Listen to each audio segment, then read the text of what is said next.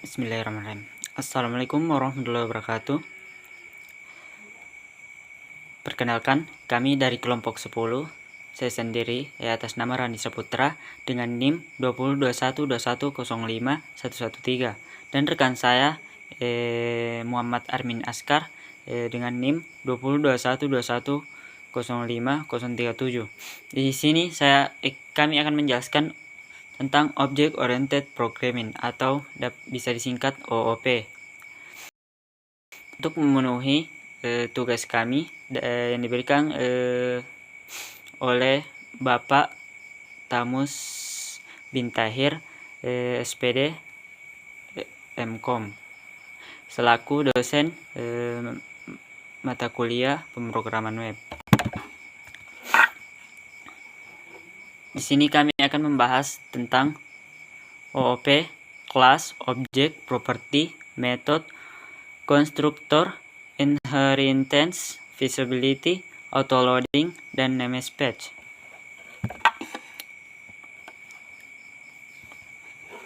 Langsung saja. Yang pertama ada OOP. OOP adalah singkatan dari Object Oriented Programming, yaitu suatu metode pemrograman yang fokus atau berorientasi pada objek. Tujuan dari dirancangnya OOP adalah developer dalam mengembangkan model yang sudah ada di kehidupan sehari-hari sehingga satu bagian dari suatu permasalahan dalam program tersebut adalah objek. Nah, objek itu juga merupakan komposisi dari komponen-komponen objek yang lebih kecil lagi. OOP atau Object Oriented Programming yang dalam bahasa Indonesia artinya pemrograman berbasis objek atau PBO adalah sebuah konsep di mana properti atau variabel dan juga metode atau fungsi dibungkus dalam sebuah kelas. Yang kedua ada kelas. Kelas adalah prototype, type atau blueprint atau rancangan yang mendefinisikan variabel dan metode pada sebuah objek tertentu. Kelas berfungsi untuk menampung isi dari pemrograman yang akan dijalankan. Di dalamnya berisi atribut atau type, data, dan metode untuk menjalankan suatu program. Kelas merupakan suatu blueprint atau cetakan untuk menciptakan suatu instan dari objek.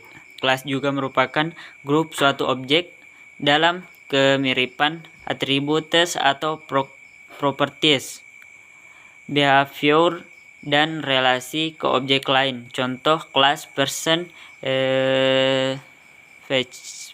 facial, tree, fruit, dan lain-lain. Yang ketiga ada objek. Objek adalah output dari kelas, dan objek dapat menampilkan atau mengelola isi kelas. Seluruh isi kelas akan kita instansiasikan menjadi objek. Objek adalah hasil konkret atau hasil cetakan dari sebuah kelas. Sebagai contoh pada artikel sebelumnya saya telah membuat kelas. User pada objeknya adalah para user atau accounts, misalnya Andre, Andi, dan Bagus, yang merupakan nama dari objek tersebut. Selanjutnya yang keempat ada property. Property atau kadang juga dengan atribut atau field adalah data yang terdapat dalam sebuah kelas. Melanjutkan analogi tentang laptop. Properti dari laptop bisa berupa merek, prosesor, ukuran layar, dan lain-lain. Jika Anda sudah terbiasa dengan program Java, properti ini sebenarnya hanyalah variabel yang terletak di dalam kelas. Seluruh aturan dan type data yang bisa diinput dalam variabel juga bisa diinput ke dalam properti. Aturan tata cara penamaan properti sama dengan aturan penamaan variabel. Contoh, properti pada kelas mobil adalah warna, ukuran, merek, dan lain-lain. Pada kelas manusia adalah warna kulit, warna rambut, nama, dan lain-lain. Berikut adalah contoh penulisan kelas dengan penamaan properti. Kurang lebih seperti ini. Ada kelas laptop. Di sini ada string pemilik, string merek, double ukuran layar. Dari contoh di atas, pemilik merek dan ukuran layar adalah properti dari kelas laptop seperti yang bisa kita lihat. Penulisan properti di Java sama dengan cara penulisan variabel biasa, yakni dengan penulisan type data diikuti dengan nama properti. Selanjutnya yang kelima, ada metode. Metode adalah tindakan atau aksi dari suatu kelas. Pada artikel sebelumnya, pernah diberikan contoh kelas user. Maka contoh metodenya adalah tindakan dari seorang user seperti register, user, edit, user, delete, user, follow, user, dan metode-metode atau tindakan-tindakan lain yang diinginkan untuk diterapkan dalam kelas user.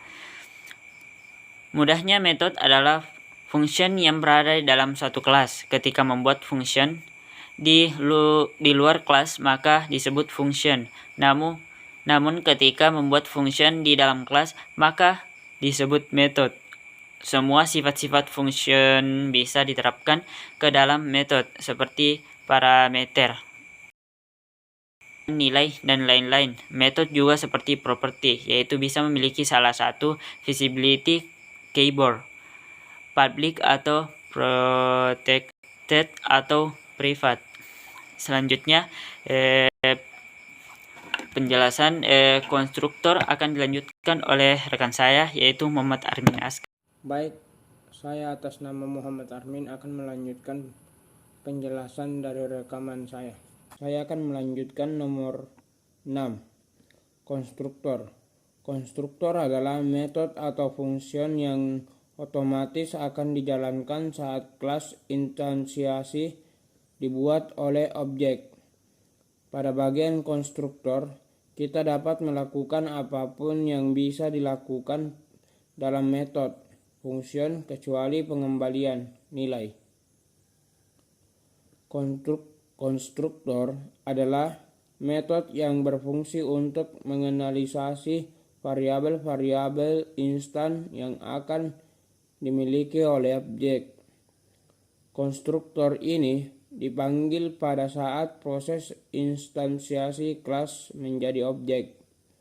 Konstruktor biasa dipakai untuk membuat proses awal dalam persiapan objek, seperti memberi nilai kepada properti, memanggil metode internal, serta beberapa proses lain yang dirasa perlu.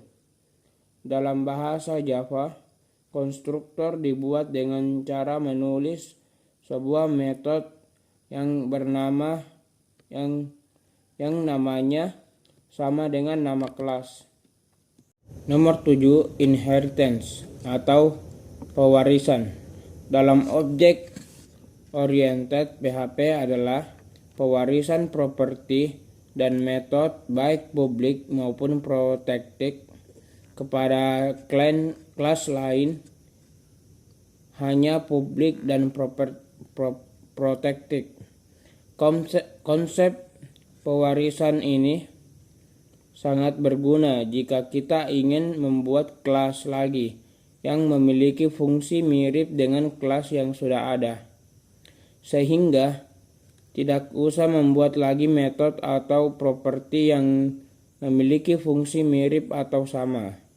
Dengan inheritance, kita bisa menghindari duplikasi kode program atau disebut dengan kode rows. Kita bisa melihat bahwa kelas bio mewarisi properti dan metode yang bersifat publik dan protected dari kelas user. Nomor 8, visibility. Visibility adalah teknik yang digunakan untuk mengatur properti maupun metode pada sebuah objek. Dengan menggunakan akses modifier nantinya akan memberi batasan akses yang diinginkan terhadap suatu objek tertentu. Jenis visibility. Pertama, publik. Properti dan metode dapat diakses dari mana saja, bahkan dari luar kelas yang digunakan. Penggunaan visibility publik sebenarnya sudah kita lakukan dari awal pembelajaran OOP pada PHP di tutorial sebelumnya. Protected. Penggunaan metode dan properti dapat diakses pada kelas itu sendiri maupun kelas turunannya, parent and child. Properti dan metode yang menggunakan visibility protected tidak dapat diinstansi privat, digunakan hanya untuk kelas tertentu atau kelas itu sendiri. Kelas ini yang sangat tertutup terhadap pemanggilan instan dan metode maupun properti. 9. Autoloading. Autoloading merupakan salah satu konsep OOP yang di dalam pemrograman PHP yang digunakan untuk memanggil file lain secara otomatis. Autoloading ini sebagai pengganti ketika menggunakan perintah keyword require once maupun menggunakan include. Fungsi autoloading. Autoloading berfungsi untuk memanggil file yang dipisahkan. Latihan sebelumnya, kita bisa membuat kelas dalam satu file. Untuk menangani banyak model, maka sebaiknya setiap kelas terhadap objek harus dipisahkan. Dengan memisahkan file-file PHP akan membuat kode kita lebih bersih dan terstruktur. Selain itu, lebih mudah dalam mencari kesalahan error. Proses dubbing ketika kita akan menggunakan konsep autoloading. Sebagainya harus mempunyai file lebih dari satu. Kita tahu bahwa ketika memanggil project di PHP, file yang dicari pertama pada file index PHP, maka file index PHP harus ada. Nomor 10. Namespace. Namespace merupakan grup atau kumpulan entities, kelas, objek, function yang dikelompokkan dalam satu nama. Namespace di dalam PHP juga menggambarkan direktur abstrak sebuah file. Di dalam PHP, namespace tidak menggambarkan direktur penyimpanan file tersebut.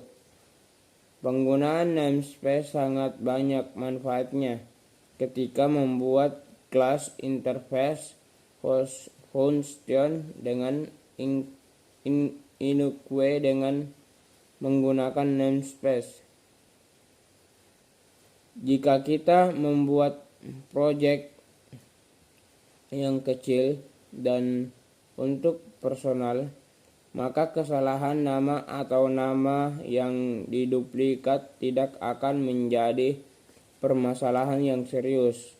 Tetapi jika ada ingin membuat project yang besar, maka kesalahan ini akan menjadi sesuatu yang serius. Anda tidak akan bisa mengontrol kelas, interface, function, dan lainnya jika Anda menggunakan global namespace. Baik, itulah tadi penjelasan tentang OOP dari kelompok kami. Sekian dari kami. Assalamualaikum warahmatullahi wabarakatuh.